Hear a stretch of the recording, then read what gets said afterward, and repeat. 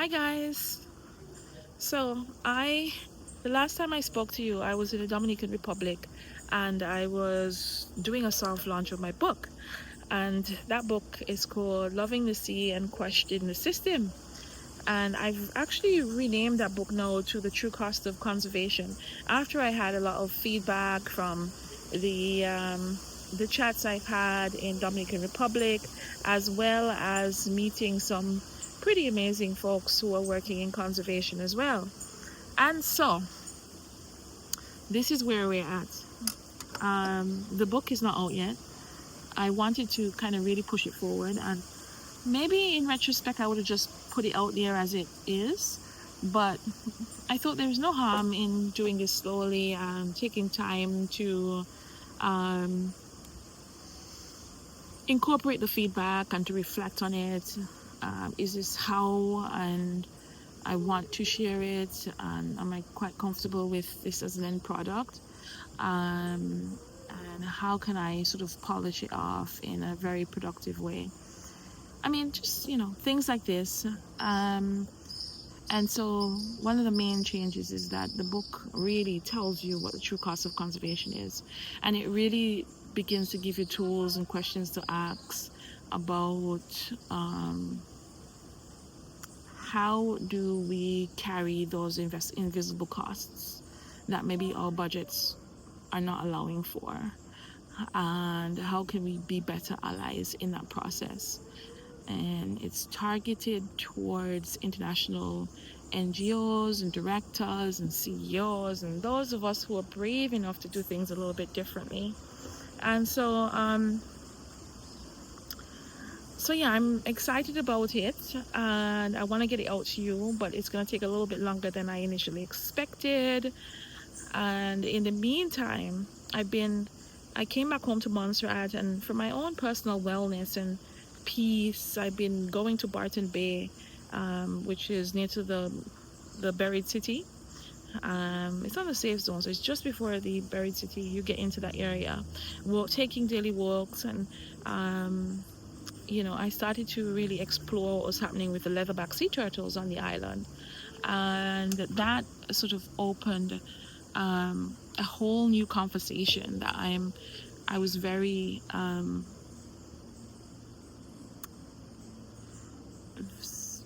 pleasantly surprised by, and there's so many learnings that have come out of that. So if you follow my YouTube page, you will see that I had been exploring and visiting the beach and seeing nude nests and being uncertain about where the nest chamber would be. And since then, I have learned so much. I've done so much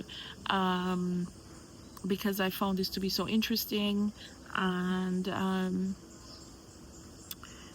And so yeah, like there's been some gaps in the data around leatherback turtles around Montserrat, and so I have been taking that on as a piece of research to help fill that gap for Montserrat and for the leatherback sea turtles. So that is interesting, and if you're following my Substack, I may try to find a way of doing some more updates on how things are going with that, because it's all super interesting. And the main takeaway and update I can give you is that none of those nests on Barton Bay survive. I'm gonna visit with my team to see whether or not any of the later nesters, which are due to nest hatch early August, end of July, might by a miracle hatch, but I don't think so. And the reason why is because there's some geothermal vents that move towards the ocean on that side of the island. From pre-volcano time, there used to be a hot water pond there, and that's where people would maybe put a penny and ask for luck, or the older folks will go and rest their joints and all of that type of stuff. And so traditionally we know the area to be hot, but I didn't think that was going to stop the turtles from nesting, because they love to come up there, and it just seemed like it was working out fine for them.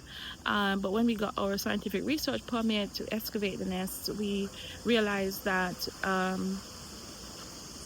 it was too hot, not viable. There's about 40 degrees centigrade temperature range there, to 69 degrees centigrade, which is just way too hot for any sea turtle egg to survive. So they're boiled, and I have lots of updates around that, but I'll share it another time. And then, of course, last year, if you've been following me, I just really spent a whole year thinking, questioning, wondering, meeting with people, listening to people, figuring out whether or not my organization, Fish and Fins, could actually do more sea turtle conservation. Do I want to do some more sea turtle conservation? Is it necessary? Are we needed? All of those types of things. And so it led me to writing a project, and we got funded for that project. So we got £50,000, and I have decided to bring my whole community along with me as best as I can. So we have 11 people stipended, local people working on this project, 12 people are working on this project, and we also have another 3 working remotely to support our project, and they will have the opportunity to come to Montserrat as well, stipended, food and accommodation, to support the project and get some cultural exchange and experience on the practical nature of conservation, and again the true cost of conservation. So it's very interesting, and yeah, I just, in all of this, of course, I want to make sure that I can have a sustainable income, and the freedom that I need and want for myself and my son, to feel comfortable, to feel happy, to feel well, because if you know me and you know this work, it's not been an easy journey, and I'm finding more and more ways to be sustainable, to be to ensure that I can do this work for the long term. And so yeah, I've been thinking about, what else, what's really interesting about me, what do I want to do, how do I put myself first. And so yeah, I do sea turtle conservation, I do marine conservation, but I think what's even more special about myself, and in terms of what you gain by by being with me, working with me, and all these things, is a mindset, right? I think it's a mindset more than anything else. It's a mindset to our true self, mindset to authenticity, to following our goals. It is also a mindset of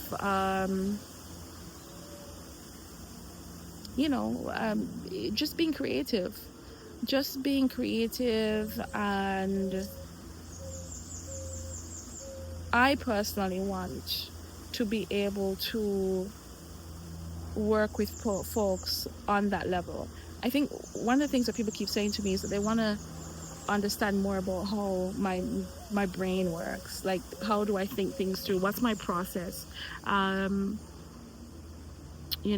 do I find the courage, how do I find the tenacity, the spirit to keep going,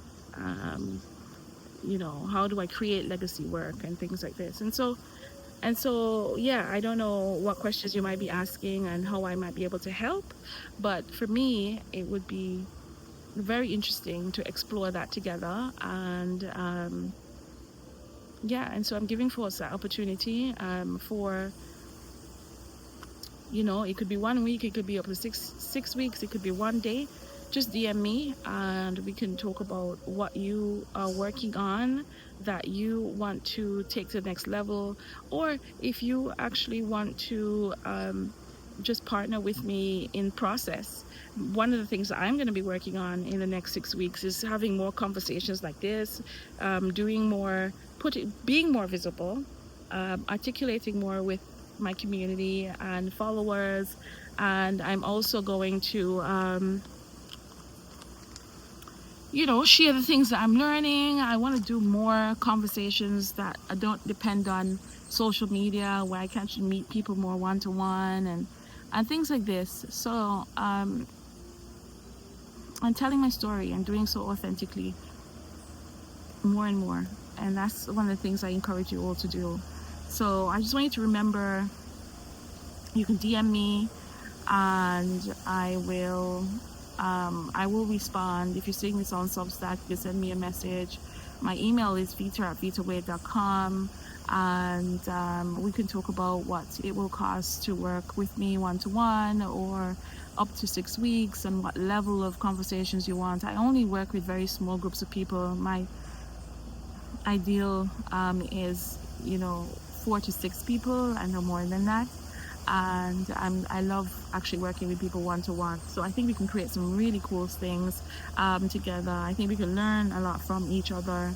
And I just want you to not be shy, to approach me if you have something that you want to do. And I am going to, as I said, I am going to do more in terms of sharing, being more visible about myself and my work and my learnings with the folks in the most authentic ways I can find. I'm going to try to use more lives and videos, and I'm going to also do more in-person things as well. Um, so yeah, and I just, if there's one takeaway I want to just share with you, is that remember, none of us could do all of those amazing things alone. It does take a village, and I just want to say thank you for everybody, for you to follow this, for you to like this, for you to share this. Alone is a support system. You're part of my support system. You help to make this possible, and you help to keep me going, keep me well in doing so. And I'm just encouraging you to keep on following, keep on supporting, because I really appreciate it, and it makes the world of difference, more than you know. It makes a difference every time my son is a good boy and doesn't cause me any stress, and I can focus a little bit more on what I need to do. Or every Sunday when my mom cooks dinner for me, so I can have a little bit of a break and I don't have to cook dinner that Sunday. So it takes, in the work we do, in everything we do and achieve, it's a huge team effort.